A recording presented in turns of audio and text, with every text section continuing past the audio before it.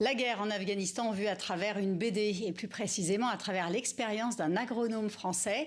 Les cieux noirs, c'est le titre de votre album. Bonjour Alain Bujac. Bonjour. Je précise tout de suite que c'est une collaboration. Les dessins sont signés Andrés Abiuso et puis surtout la collaboration d'Yves Fèvre qui a accepté de partager son histoire, celle donc d'un ingénieur qui décide de retourner en Afghanistan alors que les talibans sont de retour au pouvoir.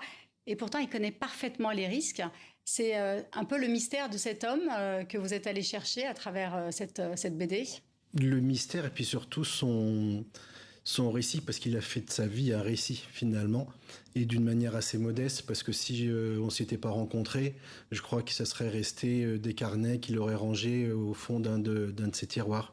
Et au fur et à mesure qu'il m'a raconté, j'ai pris mesure de l'ampleur de son parcours, et je me suis dit, ça c'est une histoire qu'il faut écrire. Et vous avez livré ces carnets alors qu'il est en détention. Ce sont ses souvenirs qu'il a répertoriés. Voilà. D'ailleurs, je regarde, je voulais les amener, je les ai oubliés, mais bon, ouais, sur mon bureau, j'ai ces feuilles griffonnées, donc avec une écriture très méticuleuse, et de tout ce qu'il a traversé pendant la détention, y compris à certains moments les idées les plus sombres, quoi. Alors, il écrit ses souvenirs pour ne pas sombrer dans la folie. Combien de temps est-il resté en détention ? Alors, que je me trompe pas, c'est 21 jours.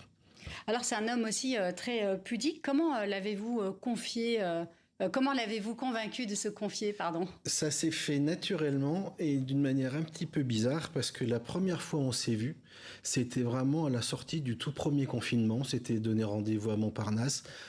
Oui, évidemment, on n'a pas pu aller dans le moins de café, rien, et on s'est assis sur un muret. Il a commencé à me raconter, et on a pris l'habitude comme ça de se voir, toujours dans le quartier Montparnasse, 2-3 fois par mois.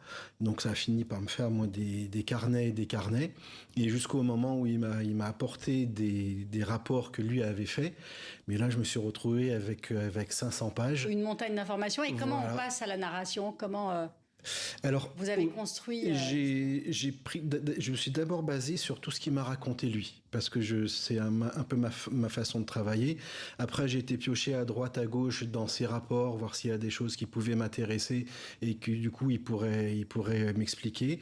Et après, j'ai commencé à tout remettre en place d'une manière assez linéaire. Ce qui, au bout d'un moment, m'a posé un peu problème, parce que je me suis dit, si je raconte sa vie de A à Z, au bout d'un moment, le lecteur va peut-être décrocher, quoi. Il va manquer un petit truc. Et donc, vous décidez de faire ce va-et-vient entre sa détention, les conditions de sa détention et ses souvenirs à lui. Voilà. Alors ça, c'était pas prévu du tout, parce que en 2022, il m'avait dit, Alain, j'y retourne. Ça serait chouette que tu viennes avec moi. Je te promets, ça risque rien. Moi, je suis casanier et pétochard, donc je lui dis. Ça risque à ce point rien Voilà. Je vais pas y aller. Par contre, si il y a moyen de rester en contact par mail, envoie-moi plein de descriptions, des photos, mais de détails, quoi, des voitures, de là où tu dors, pour que le dessinateur puisse nourrir ses planches. Et puis, au bout de quelques jours, j'ai vu qu'il répondait plus à mes mails, donc je me suis dit, là, il y a anguille sous roche, et c'est 3 semaines après qu'il m'a dit, Alain, je suis de retour. Et dans ma tête, c'est là que je me suis dit, voilà, la narration, je vais la faire avec un récit qui est celui de sa captivité, et quand la nuit tombe dans sa cellule, c'est là qu'il écrit ses souvenirs. Alors, Yves Fèvre, c'est un agronome, un ingénieur. Lui, ce qui l'intéressait, l'agriculture, pas la guerre. Et alors, comment il comprend au fil du temps, au fil de son séjour, que l'agriculture, c'est vraiment une arme contre la guerre ? Parce que c'est, comme il le dit très bien, c'est un aliment pacificateur, et que dès qu'on s'intéresse à la terre de quelqu'un, à la façon dont il va se nourrir, de comment tu peux avoir une meilleure variété de blé, tout de suite il y a une correspondance qui se fait entre les gens, parce qu'on arrive sur l'essentiel, quoi, qui est une terre, qui est une nourriture, et du coup ça estompe un peu tous les. Et il y a même un taliban, son geôlier, qui lui dit est-ce que tu pourrais pas m'aider à rendre cette terre plus fertile ? Voilà, c'est assez étonnant d'ailleurs. Il arrive à nouer aussi ce lien avec. Voilà. Et puis alors là aussi où c'est très intéressant, parce que par exemple, ce que m'expliquait Yves, c'est qu'en agriculture, les 2 piliers vraiment, c'est l'irrigation et la traction. Et donc, je sais pas si on aura le temps d'en parler, mais il y a un système d'irrigation qui s'appelle les carèzes, qui est un truc absolument exceptionnel. Et en fin de compte, ce sont comme des petits tunnels. Et pour les entretenir, les habitants creusent des trous Et les Russes repéraient ça d'hélicoptère et donc bombardaient les Carèzes pour qu'il n'y ait plus d'irrigation. Et la deuxième chose, donc, est l'attraction, donc les attelages. Et les Russes, pareil, ont tué pratiquement tous les bœufs, tout ce qui pouvait porter un attelage. Et donc, du coup, il est arrivé, il y avait toute l'irrigation à refaire. Comment on fait pour passer la charrue, et du coup, il est arrivé un moment où il y avait une demande énorme.